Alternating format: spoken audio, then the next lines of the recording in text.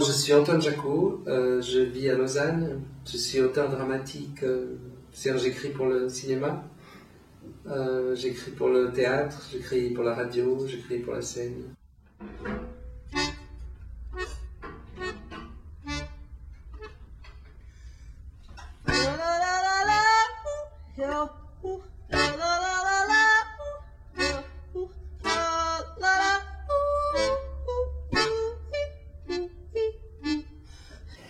Il y a une actualité aujourd'hui qui n'est pas seulement dictée par Ebola, mais il y a une actualité romande, je crois, parce qu'aujourd'hui commence un grand exercice grandeur nature de simulation de catastrophe, oui. Qui est scénarisé par, je ne sais qui, mais qui le scénario c'est il y a explosion d'une épidémie de grippe aviaire doublée d'une panne d'électricité. C'est comme si la grippe aviaire ne suffisait pas. En plus, les plombs ont sauté. Et donc, là, on est parti pour plusieurs heures d'un exercice qui va rassembler tous les intervenants, disons des hôpitaux à la police, en passant par la protection civile, pour gérer une situation de crise dans laquelle on n'aurait plus d'électricité. Et en plus, nous serions affligés d'une grippe aviaire. Ce qui est marrant, c'est que la grippe aviaire, elle n'a plus fait son apparition, disons, même de façon un peu fantomatique depuis plusieurs années. Et puis à l'heure où on parle, où on flippe un peu pour Ebola, on fait un exercice sur la grippe aviaire. L'idée étant de se préparer, il s'agit toujours de se préparer à quelque chose, et de synchroniser les différents services. C'est vrai qu'on a pu connaître cette Suisse, disons, d'après-guerre, qui imaginait que tout un réseau d'abris anti-atomiques allait permettre d'être sauvé des grands fléaux, disons, qu'on pouvait imaginer après la guerre, les grands fléaux atomiques. Moi, quand j'étais petit, on avait... Enfin, c'était l'époque où on disait qu'il fallait des réserves d'eau à la cave, il fallait du sel, il fallait 2 litres d'huile de tournesol à l'époque, parce que l'huile d'olive, c'était pas encore partie des mœurs culinaires. Alors, il est probable que parmi du côté militaire, ces scénarios existent encore, mais j'ai l'impression qu'on est dans une autre Suisse. Je ne sais pas si toute la population d'aujourd'hui pourrait tenir dans les abris. Et puis, je ne sais pas si la coexistence de tous dans des abris pendant quelques jours ou pendant quelques semaines serait possible. Je pense que c'était des scénarios qui étaient liés à une Suisse homogène, qui se pensait comme une société plutôt rurale, petite, et qui aurait pu se satisfaire de passer du temps dans une sorte de survie sous terre.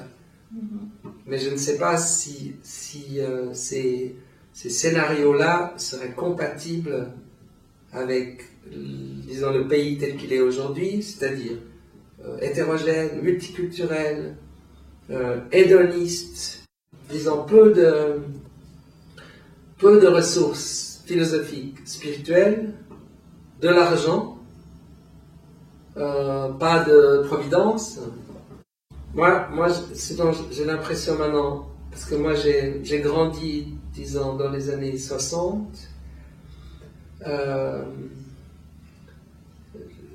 j'ai l'impression qu'il y a eu plein de mutations dans ce pays. Ce qui faisait le socle de ce pays, c'est-à-dire ces banques, son imaginaire un peu dans lequel la montagne, la campagne pouvaient tenir une place, disons, assez importante. Notre euphémisation totale de nos relations avec l'étranger, de comment on a pu soutenir l'apartheid, enfin, toutes ces choses-là, on a toujours complètement euphémisé. J'ai l'impression que cette époque, elle est derrière nous.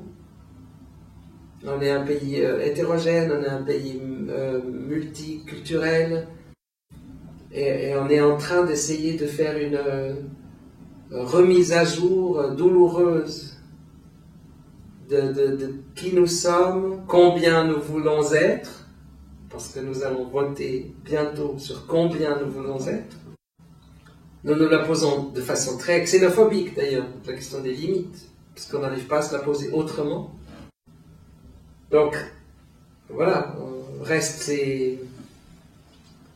deux, trois choses certaines, comme, je ne sais pas, l'horlogerie, le Swiss Made, mais même cela, enfin, on négocie que le Swiss Made puisse incorporer 30 ou 40% de choses qui ne seraient pas Swiss Made, mais qui seraient Foreign Made.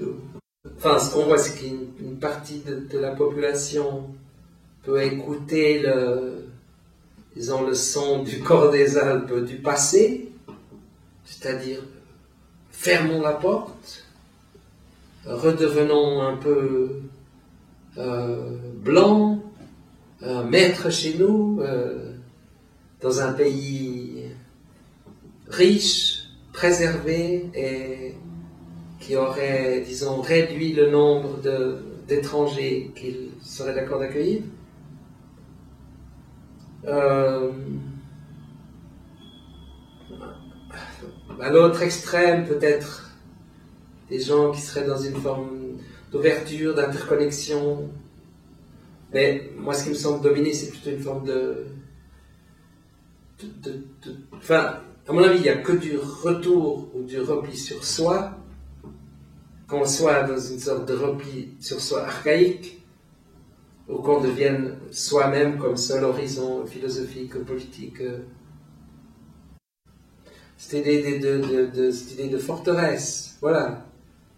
Mais je pense il y a aussi quelque chose de douloureux et de vain. Est-ce que ces sentiments de crise ou d'instabilité affectent tout le monde de façon égale? Non, je pense pas. Parce que je pense que ouais, moi j'ai l'impression que l'individualisme, c'est un puissant antidote contre ces moments de crise ou ces sentiments de déstabilisation, de mutation un peu douloureux. On peut s'en foutre. Donc on est dans nous sommes submergés, nous sommes inondés, nous sommes chaque jour de toutes ces mauvaises nouvelles.